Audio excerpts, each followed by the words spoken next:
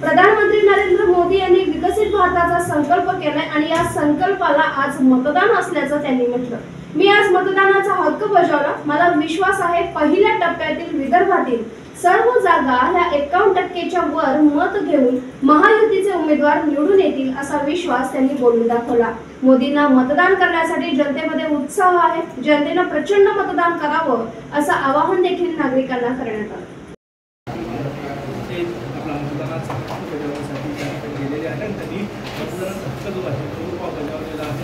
सर्वसामान्य नागरिकांप्रमाणे काही वेळ रांगेत उभे राहिले, मतदानाच्या रांगेत उभे राहिले आणि त्यानंतर मतदानाचा हक्क बजावण्यासाठी ते या ठिकाणी आज गेलेले आहेत आणि मतदान केलेले आहे। हे दृश्य आपण बघू शकतो, त्यांनी हे मतदान केलेलं आहे आणि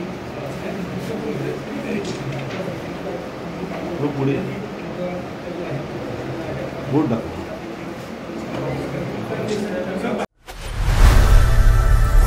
लोकनायक न्यूज